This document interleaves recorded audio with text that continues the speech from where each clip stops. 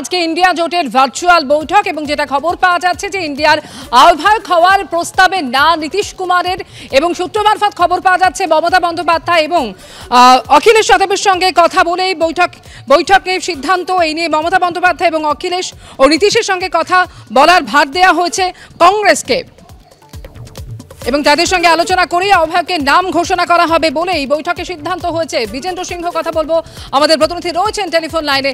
বিজেন্দ্র, কি হলো আজকের ইন্ডিয়া জোটের ভার্চুয়াল বৈঠকে? দেখো, আজকে ইন্ডিয়া জোটের ভার্চুয়াল বৈঠক প্রায় 2 ঘন্টা থেকে বেশি হয়েছে এবং 12টা থেকে বেশি নেতারাও যোগ দিয়েছিলেন এই মিটিং এ। তবে টিএমসি চেয়ারপারসন মমতা বন্দ্যোপাধ্যায় গতকালই জানানো হয়েছিল যে তিনি এই মিটিং উপস্থিত থাকবেন না। আরো 2টি দলের নেতারা এই মিটিং আজকে উপস্থিত ছিলেন না, যেটা ভার্চুয়ালি হয়েছে আজকে, এবং সেখানে কংগ্রেসের শীর্ষ নেতৃত্ব ছিল, বাকি নেতারাও ছিলেন এখানে। এবং যেটা গতকালই কংগ্রেসের তরফ থেকে জানানো হয়েছিল যে আজকে এই মিটিং এ সিট শেয়ারিং নিয়ে যে আলোচনাগুলো হয়েছে সেটা নিয়ে ডিসকাশন হবে। রাহুল গান্ধীর যে ভারত ন্যায় জোড়ো যাত্রায় স্টার্ট হতে যাচ্ছে, আগামীকাল থেকে বিভিন্ন রাজ্য থেকে যাবে, সেটা নিয়ে একটা আলোচনা হতে পারে।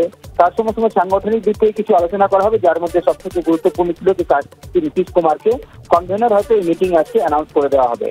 আজকে মিটিং এ যেটা অমিতা জানা যাচ্ছে এখন অব্দি সূত্র মারফত কি নীতিশের নাম প্রস্তাব করা হয়েছিল যে তাকে কনভেনার করা হোক, তবে নীতিশ এটাকে ডিক্লাইন করেছেন। তিনি বলেছেন যে বাকি নেতাদের মত নেওয়া হোক যারা বিশেষ করে এই মিটিং উপস্থিত নন, বিশেষ করে মমতা বন্দ্যোপাধ্যায় যিনি আজকে উপস্থিত ছিলেন না তারও মত নেওয়া হোক এবং অখিলেশ যাদবের মত নেওয়া হোক, তারপরে সিদ্ধান্ত নেওয়া হোক কি কাকে কনভেনার করা হবে। তিনি এই মুহূর্তে কনভেনার হতে রাজি নন, সে কথা নীতিশ কুমার আজকে মিটিং এ জানিয়েছেন। তবে এই মিটিং এ এটাও আলোচনা হয়েছে যে যেই দলগুলির সঙ্গে ইতিমধ্যেই আসন সমঝোতা নিয়ে একটা আলোচনা করেছে কংগ্রেস, যার মধ্যে আম আদমি পার্টি রয়েছে, এনসিপি রয়েছে, শিবসেনা রয়েছে, আরজেডি রয়েছে, সেটাও একটা রিপোর্ট প্রাথমিকভাবে আলোচনা করা হয়েছে যাতে কিভাবে সেটাকে এগিয়ে নেওয়া যাবে। তবে আনুষ্ঠানিকভাবে আমরা হয়তো আর কিছুক্ষণের মধ্যে আমরা জানতে পারবো যে আরো কি আলোচনা হলো এবং কোন কোন ক্ষেত্রে আজকে সহমত হয়েছেন এই 1 ডজন থেকে বেশি ইন্ডিয়া জোটের নেতারা। ধন্যবাদ বিজেন্দ্র। কলেজ স্ট্রিটে বিক্ষোভ কলেজ বিশ্ববিদ্যালয়ের চাকরি প্রার্থীদের। 2022-এ যে সংখ্যায় নিয়োগের প্রতিশ্রুতি দেওয়া হয়েছিল সেই সংখ্যায় নিয়োগ হয়নি বলে অভিযোগ। যে সংখ্যায় শূন্য পদে নিয়োগ বাকি ছিল তা হয়নি বলেও অভিযোগ।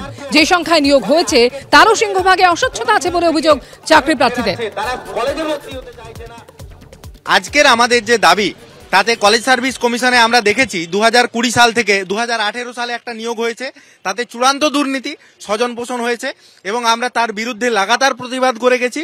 এবং 2020 সালে যখন নিয়োগ প্রক্রিয়া শুরু হয় তারপর থেকে কলেজ সার্ভিস কমিশন এবং এই সরকার বারবার তারা ঘোষণা করে, সংবাদ মাধ্যমের মাধ্যমে আমাদেরকে জানায় যে কলেজগুলিতে প্রায় 2000-এরও বেশি শূন্য পদ রয়েছে, এই শূন্য পদে যোগ্য প্রার্থীদেরকে নিয়োগ করা হবে।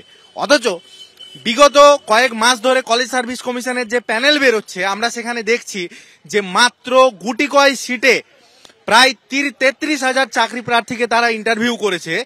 এটা চাকরি প্রার্থীদের সাথে প্রহসন চলছে, এটা তাদের সাথে প্রতারণা চলছে।